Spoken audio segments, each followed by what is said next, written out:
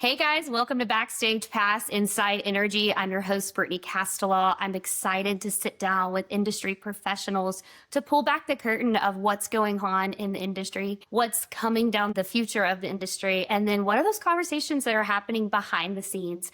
I'm excited to introduce our guest today. Jimmy Robinson is the founder and COO of Northern Oilfield Services based in the Williston Basin area. Jimmy, I'm so excited you're joining us today. Yeah, thanks for having me. Absolutely. Well, we're just going to dive in. Tell us a little bit about yourself and what your role looks like today. Yeah, so I'm third generation in the oil patch, so I was never getting out of it, I don't think. My grandfather came up to drill in the Rockies in the 70s. My father came up in the 80s, and then I worked for him and his company for most of my early career out of college. And then he sold out, spent a decade with some great guys, mostly out of the South, and then about a decade ago decided to go back out on my own. We have Northern Oilfield Services, which is our main wellhead and valve company, but we also run trucking and welding. And services tend to add on. When you spend too much money on one, you just try to do it yourself eventually, and that's sort of what happened.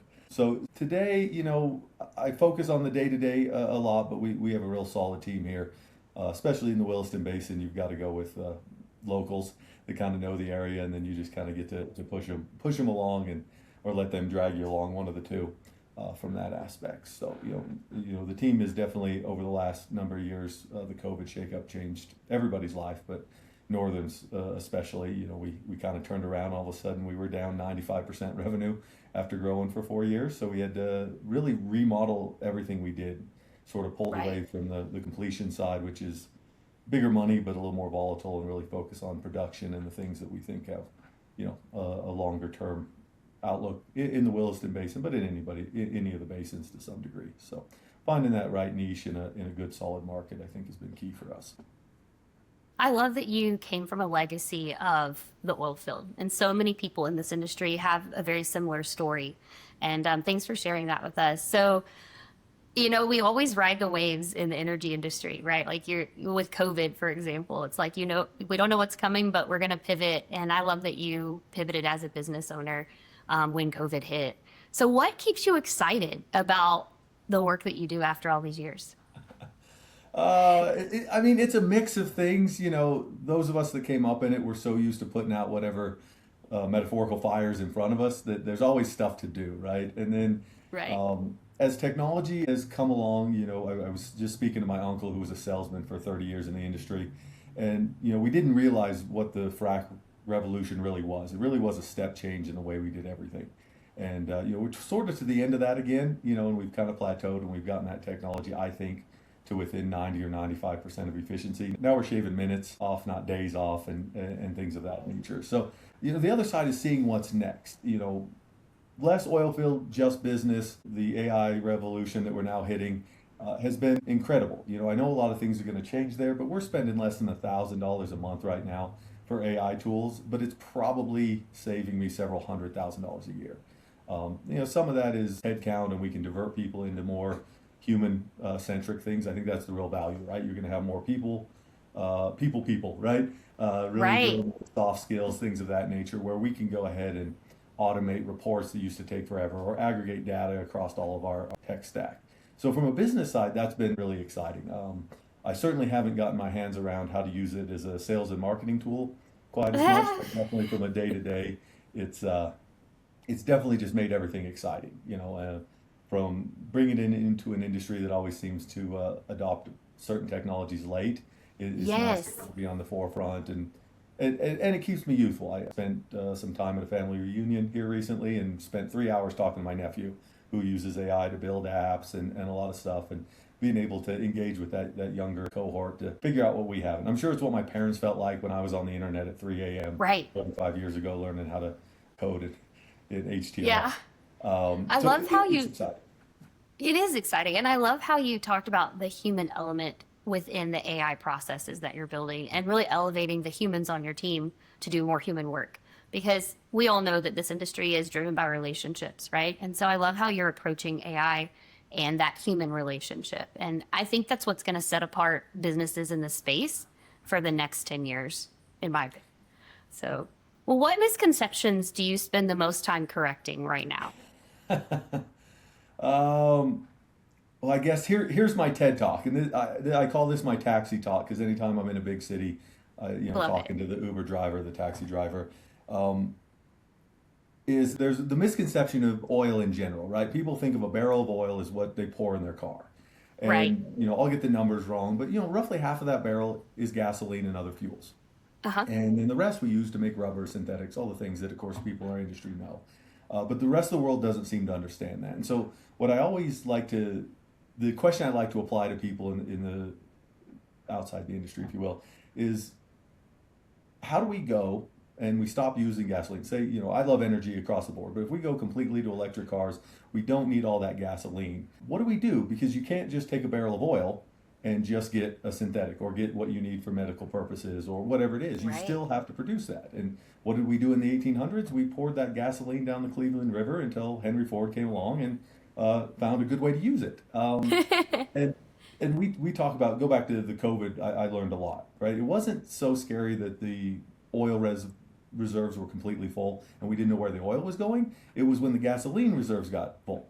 And we go, okay, I cannot break this barrel of oil back up and get the stuff I need for medicine, get the things I need for synthetics, because I have nowhere to put this byproduct that is jet fuel, gas, diesel, kerosene, etc. And so that's the misconception outside. They go, okay, we we create synthetic rubbers and other things from plants and other organisms. It's like 1 or 2% of the entire market. So we haven't gotten technologically to the point where we can replace that. So as long as you need rubber and all these other things, you have to produce that barrel of oil. At least now. Now, the way AI Yeah. is going and everything, I think we will finally get there. But there's a transition there that always has kind of perplexed me. So I don't know if that's a misconception, but it's something that is a level deeper that people don't think about or don't even know how a barrel of oil is broken down. And so I always like to drive that home. Also, if somebody ever gives me the answer, I'll invest in whatever that is because that's probably Yeah. as valuable as AI is right Call now. Jimmy. That's Yeah, awesome. please let me know what it is. I will completely stop what I am doing and I'll invest Yeah. in how we make that transition. But as far as I see it, and once again, not to bring this back to AI, but it's the most important thing in the industry Yeah. in the last 3 years. The energy to run these data centers and all the other things we're going to need to do. Oil and gas, wind energy, all the energies have a part to play in that. Um, so I like to remind our people we're probably not going anywhere. They've been calling peak oil for my entire life. So Yeah. I don't think maybe we're there to some degree, but there's still going to be a big transition. And you're going to need every kind of energy you need. And people forget how much petroleum do you need to put up a wind farm? Or Yeah. at the end of the day, who's the biggest wind energy user in America? It's Texas Oil and Gas. So, there is that other side of it. We understand energy. You Yeah. look at Chevron putting billions of dollars into other things. Yep. They understand energy. Maybe follow the big guys. They've been right for a century or so. So they probably know something we don't. You're exactly right. I'm in Texas, Jimmy. So that's the world we're living and breathing right now. And not only here, but even elsewhere across the US and across the world. So I love that you brought that up. And there's so many misconceptions, especially with those outside of our industry. So well, let's shift gears a little bit. This is a segment I like to call Let's Be Honest. So I'm a straight shooter, and Jimmy, I know you are too. And so I'd love to hear some of your responses to these questions. So what's something in the industry that makes you roll your eyes? Oh, good Lord, how much time do you have? Yeah. Um, it is. It's in a lot of industries, but we have that. Well, that's how we've always done it, kind of mentality, Yes. and we only now use that when it serves us. We don't use it all the time, right? It's just such an excuse. You're like, yeah, okay, sure. Well, it Right. doesn't work anymore. So the short answer is just that statement that just comes out all the time, and I just have to react negatively to it every time I hear it. Yeah, I like to tell people it's not your grandpa's oil field anymore because it's not. It's not how we used to do it in the 80s and 90s across any part of the business. It's So, not like I used to do it 15 years ago. Like it's yeah, not even it's my so oil field fast. anymore, and I have to Yeah, remind myself every Jimmy. day that well, that's how we did it. Last decade. It's like that doesn't matter. We're not like mentally like the tech guys where everything needs to be new. And Right, maybe that's because we use the same technology, right? The valves that I sell and rent are the exact same design as they were 60 years ago. Sure, we added a right. seal, we use better metal, we use a different grease. There hasn't been a real advance, other than maybe these greaseless sealed ones. to some degree in forever. And that's not even a step change. That's just taking the same basic equipment and putting a few new Hmm. pieces of metal in it, right? It's Right. so part of it is our own industry and how much of this looks exactly like it used to. Well, leading into this next question, what is a common practice that this industry has done that just doesn't work anymore? I'm probably going to say something kind of unfair, but Okay. and some of it has to do with the nature of the business, but our scheduling is we've had this huge power battle between we should be able to schedule the way things work better and the reality of we are trying to pull a liquid from a high pressured system several miles below ground, right? The Right. scheduling of things, it's so hard in this industry to be consistent, right? And as a business, you would like to know what your revenue is tomorrow, but the one Yeah. thing that's still true, as my father always said, when I leave location, I don't have a job anymore until the guy calls me again. And with a lot of the production side and certain ones, that's really what it is. Whether that job lasts a day or a week or a month, the ability to schedule and really get the feel of how a business runs in the same way that my friends that run aerospace companies or run a bar, it's just not the same, right? And you'll try to order, okay, how many valves are you going to use this year? I have no idea. My numbers are Yeah. always up. Things change, what the Yeah. formations, the way they want to try different things, the customers. So the one thing it really is just the scheduling, and it's been a fight for decades, trying to Hmm. make us more like a manufacturer or an assembly line. You just can't do this. So much of our existence is, uh, you know, ready, fire, aim, if you will, for lack of a better metaphor. And that's Yeah. the one thing that I don't love, but it kind of is what it is, no matter how many smart people try to put their heads together and change it. That's a really good insight. I love that you shared that. So, what's one piece of advice that you've been given as a business owner in this industry that you ignore? Ooh. Um, that's a great question. I tend to ignore almost all advice. I'm definitely more of a make my own mistakes kind of guy. I might have to almost pass on this one because I can't think of anything Okay. that's really, really stuck. I can think of a lot of general business practices that people Right. talk about that I ignore. But no, unfortunately, I think I'm gonna have to pass. I don't have any good insight into that one. Man, Jimmy, I'm shocked. Well, if it comes to you, we can circle You- back. 10 minutes from now, I'm gonna be like, oh, I got one. Let's go back to that Yeah. segment. That's awesome. Okay, well, let's talk about some decision making signals. Like you're the COO, the founder of NOS. You make decisions every single day about different aspects of your business. So, for you, what builds trust when working with a partner or a vendor today?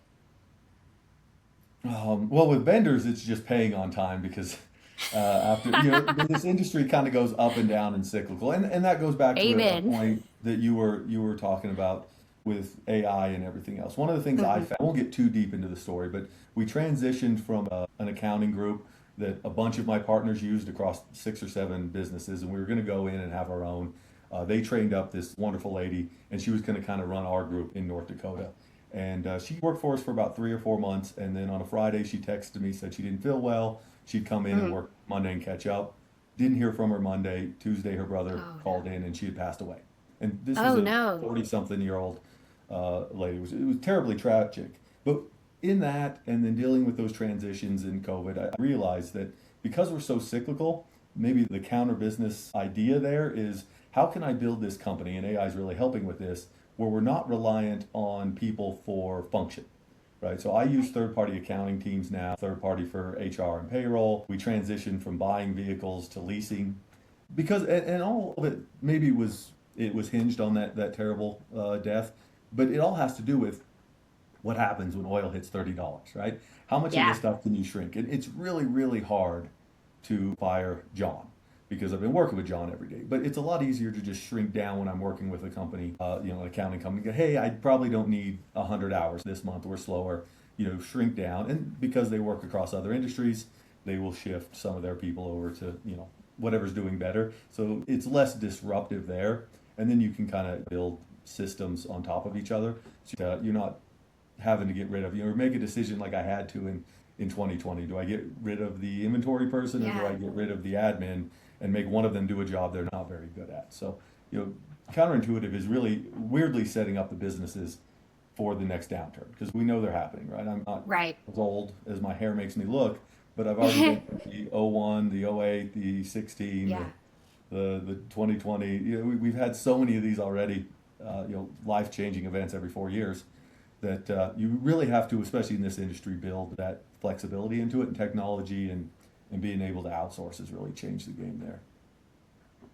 That's a really cool experience. Like as a decision maker, as a business owner, I love how you brought that in, like building what you need as a business with some of these third party trusted vendors to where it's easier to shrink. It's easier to say, hey, I'm sorry, we need to pause or whatnot. I think that's a really unique way to run the business. So I like that you shared that. Thank you. Yeah. What are some green flags and red flags when working with somebody in this space that you evaluate? Obviously, Well, paying. That's yeah, important. I mean, it definitely there is the credit check and everything like that, but that Right. stuff can change overnight. You don't worry about it too much unless it's a wild red flag, and you have mechanisms for that kind of stuff. I definitely have a few companies on my we don't work for list. Yeah. Even when and people will continually bring them up, and I'm like, no, no, look at the list. There's a reason they're on the list. And if I That's think right. about the characteristics, they're usually smaller companies that are so person driven. And not to say we haven't benefited from that on the other side, but when you've got one guy that controls basically all operations, you're not working for a company. You're making sure, George over there is happy. And try to steer away from that as much as you can. And then on the other end, there's some of the really big companies, and that probably has to do more with our size. That there's this idea of regulatory capture, right? If you make it so hard for somebody to do the job, only the guys that are really big can even afford to do it. So we also tend to steer away from those companies that are going to add unnecessary layers, whether it's CYA or it's just because they've done it for so Yeah. long. Every safety rule in our industry has a great story behind it, and sometimes they just stack on each other, and that nobody ever thinks that was an anomaly. Let's pull that one out. It doesn't help. Right. So we try to find that sweet spot, and a lot of that just has to do with our size. Though if you can get in with the bigger ones that give a little more power to the ground and understand how things go. We've had a near perfect safety rating our entire existence, which I'm very proud of, and that drives a lot of that. So we definitely don't want to, it's not that we don't focus on safety by any means, but sometimes you can get in the way of actually doing a good job and really being profitable for either side. And we kind of steer away from those two ends and try to find these medium-sized companies that want to partner, that like that we're smaller because they know they can strong arm us a little bit and call me up. And that's a big part of our sales process is I show up and go, you call on one of our big competitors, there's a team of engineers, it's got to go through this and that. At least when it comes from a speed standpoint, you call me. And it may take me 30 minutes or 30 hours at most to make a decision, but we're going to move yes or no one way or the other. Being agile, which is something I always worry about as we grow. So back to your trust question a minute ago, with the team I do have, empowering them to make those decisions and being okay if it's wrong, right? Come to me with the problem, with the solution. Let's work through it. Action is key. Give them enough power that they can make survivable mistakes, but that really empowers them to, okay, he'll back me up. As long as this is why I did it, this is why it made sense, even if it goes to hell, then I'm like, no, we learned. Cool. I've spent a lot more to learn a lot less. So let's just learn from that mistake and kind of move on. That's awesome. I love that. I love how you're building your team and giving them that ability to do that. So let's talk about where things are headed in this space. What changes do you think will have the biggest impact over the next few years? I know we've talked about AI, and that's definitely probably at the forefront. Anything else or anything specific to AI you want to talk about?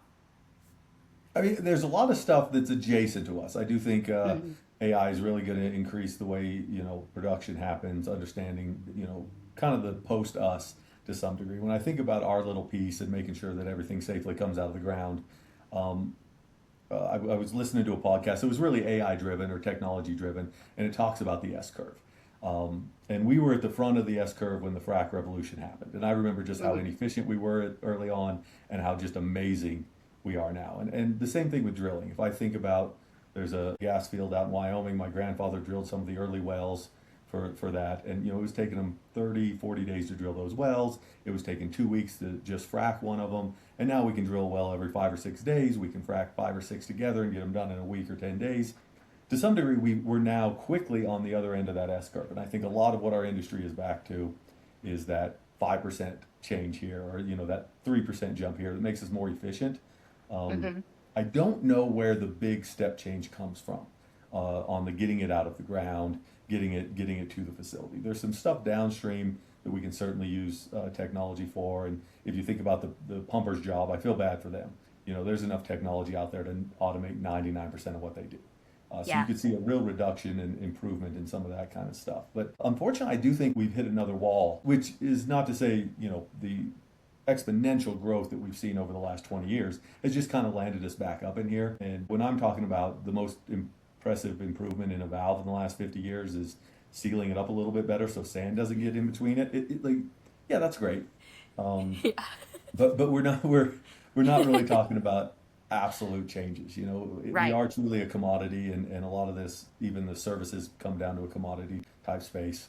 My hanger, their hanger, they're all basically the same. Change the seal, change a little bit of the threads, or they're all the Right. same. So I don't have a great visionary for my area. The industry as a whole, I think it is understanding how we work with other energy sources, and how we can really, if anything, you want to change our industry, we should just spend more in marketing and really make people realize when they walk into a room, nothing in there hasn't been Yeah. touched by our industry. I think that would actually be a big step change in view. When it comes to technology, we're going to see some AI get better Hmm. actually, back to my scheduling thing. Some of the rig reports are now AI generated, which is Yeah. good. But then AI likes to change its mind with new data, so sometimes they change their mind really, really quick, and so you're seeing a little bit less consistency on some of that. But I can see some good changes, and I can see you're not going to be able to build a oil company with two people in AI. I don't at all, That's the the way you truth. would with a tech company. But I think you'll really see a change, and I think we can see a real increase in service quality and things like that because we aren't focusing, on some of the things. Some of the E&P companies. I know when my mom worked for Enron, they had a Hmm. whole team of people just to figure out how the royalties got paid out. That's Yeah. something AI can do in 15 minutes. So you're going to see some changes there. And I think all these companies are going to kind of go. I don't see headcounts going down as much as shifting into the stuff where we know we're really inefficient still, and seeing how we Right. can clean that up. Well, Jimmy, I mean, I know you said something about marketing, and obviously, what do you think about the generations that are changing from a buyer and like decision maker perspective? Like, are you seeing that shift of how decisions are being made in this space because we have different generations making the decisions? Like, have you seen that on your side? Yeah, I mean the anecdote we use is people of my generation missed out on the golf courses and the strip clubs and the hunts and a lot of that, and now we're having to go play pickleball and ride our Oh mountain yeah. bikes, right? And so we joke about that to some degree, but decision making. I was speaking about this earlier. There's really been a fight for a lot of years over who makes the decisions, right? Some Hmm. companies um, give a little more power to the ground. They really believe in their people to make some of the smaller decisions, and then you have a big fight in the corporate arena between procurement and engineering. And to Yep. some degree, I just feel like they flip a coin every January 1st to see which side. A lot of it doesn't seem to have any rhyme or reason. Maybe that's just my ignorance of it. But you're seeing a lot more of that driven, and you have to, right? When my grandpa was drilling rigs or drilling wells in the 70s and 80s, you were going straight down. You just had to get through the hard rock. It Hmm. wasn't quite as hard. Now we're drilling several miles down, going a few miles this way. Maybe we loop back around this way. It has to be driven by data and by engineering know-how, at least at that level. Once Right. it's coming out of the ground, um, less of that needs to be driven by engineers, and then the engineers really kick back in when you get to compression and sending it to the facility. But yeah, you'll see that kind of bounce back and forth, and a lot of that I think has to do with the quarterly numbers. And Yeah. is this a growth quarter, or is this oh, we spent a little too much last quarter, let's let procurement come in and try to save us a little bit of money. That's And right. just kind of, and then that reality hits the ground, which is either 110 degrees or negative 40 and wind blowing, and the reality is kind of, you have to trust your guy on the ground. So that's always been a whirlwind. Definitely when you talk about technology and getting access to the decision makers, that's certainly changed. You can definitely do a lot more of that digitally. Though we Hmm. found there's so much slop and so much, spam, that going back to some of the old techniques actually do help, right? Taking Yeah. taking a moment to write a thank you letter even if it's just a Absolutely. quick postcard and doing that personalized stuff. It really comes back to a lot of that because you are building the relationships so that the people that never touch the ground can trust that, okay, you know what you're doing. I can rely on you as a source of information. And that's where we loop AI to keep going down this rabbit hole. We have a lot of data on our procedures, how things are done, and we're Hmm. able to, I have a little bot that pretty much has all of our data in it that we can ask questions. Some of it's pretty simple, ring gasket size, studs for flanges, Yeah. things you can get on an old school slide rule. But, having that at your fingertips, within the MyNOS app or on our website, being that source of information is valuable up and down Absolutely. the decision chain because then they trust you know what you do know and you can actually provide it instead of it just being in Frank's head over there. Um, Yes.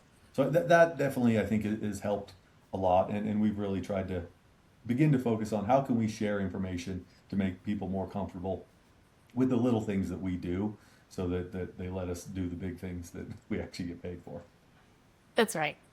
That information, like, it's such a big part of building trust, whether it's procurement engineering or the guys on the ground.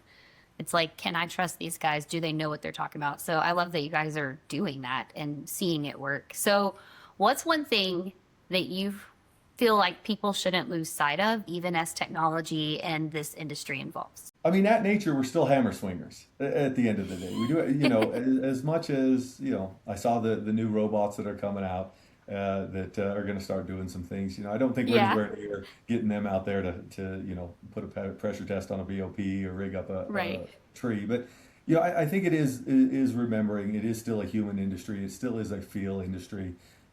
At the end of the day, I have some great geologist friends, but they don't actually know what's going on under there. They've never been down there. So some of it is just the old boy feel when you're on location with some of this Yeah, stuff. It just has to be. So remembering it's still, as much as AI can make better decisions, it can aggregate data so you use a better mesh of sand or your chemical chain. There still is a human element that has to be involved in that.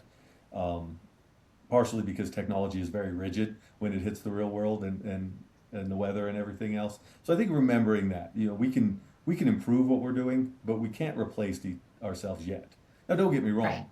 There's that new dog tripod robot that they'll send into facilities that can do Yep. the checks for leaks and things. That's going to remove some of the most dangerous jobs, right? I would love to see a Yeah. fleet of robots from CUD or Boots and Coots come in when there's a fire and handle all that so that nobody is in danger. But when it comes to the day-to-day stuff that a lot of us humans do, you still need that field. There's only so much technology is going to take over on that. So I think we're going to get more specialized, and we're going to be a little less hammer swingy to some degree, and we're really going Yep. to have to lean on that human feel and intuition, which we've seen kind of move away from. You've seen that transition where a lot of company men are more engineer focused, and it's not as though we took that information away. We just now push it down to the tool pusher or down to the wellhead tech. You're pushing Exactly. that data. Where when I came up, the company man on location was 75 years old, it seemed like, and knew everything about everything. And you just, what he said went because you knew he knew everything and you didn't. We're definitely having to push that data down. And what it takes to be a service hand or somebody on the ground is just a lot more knowledge than it ever was because it's not aggregated in those big decision makers that, like say, we used to call company men. I love that. I love that.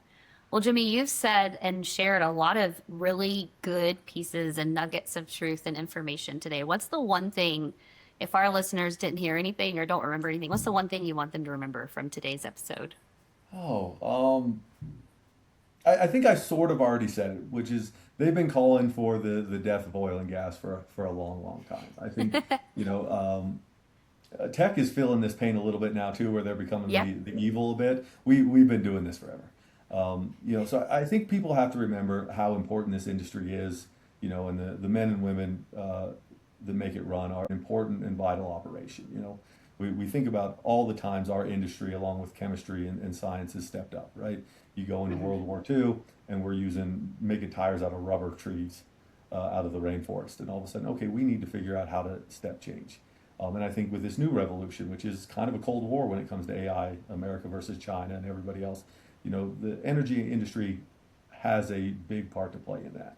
So, a lot of times out in the snow and the winds, you can forget that you're Hmm. actually part of something really, really important. This is vital. You shut down oil, you shut down everything. I mean, like I told you before we started, my hot water heater is out, and not having hot showers for a day seems like an absolute tragedy when, all of Right. our great grandparents never took a hot shower. So uh, I think we just need to remember, even when things are tough, even with all the geopolitics that really can mess with our job, that we are vital. And I don't see a path forward over the next, at least my lifetime, where oil, as long as we continue to advance and do the kind of things we're doing, isn't going to be just as vital as ever. Yeah, we're going to have to share with other forms of energy, but every other form of that energy needs us to produce the products to get there anyway. And so like I say, more to the guys on the ground. You're important. You are a vital cog. You're no less vital than somebody serving their country or building roads or any of that other stuff. You are really the backbone so that the economy can do everything else that it does. So we got to remember that out there while we're getting lampooned and oil's up and all the things we hear in the news are going on. In the No, we're media. still here. We know how to take our lumps. We know how to That's survive right. the down times. We know how to make a little extra during the good times, and ultimately, like I say, understand how key each of us is in our own insignificant way into keeping this great country rolling. Right? Energy independence is real. There's a reason we import and export, and that's a geopolitic thing, and that's for another podcast and somebody smarter than Yep. me. But at the end of the day, if we had to shut everything off tomorrow, America has done its work, and the oil gas has done its work to make sure that this country can thrive basically under any circumstances. That's so good, Jimmy. That's really good. Well, I really appreciate you coming on the podcast today. This has been a great conversation. I've enjoyed diving deep, and I know our listeners will as well. I really appreciate the listeners listening today at Backstage Pass Inside Energy. If you want to get to know more about Jimmy, look him up on LinkedIn, Jimmy Robinson. And we're excited. Thanks so much for joining us. Awesome. Thanks for having me.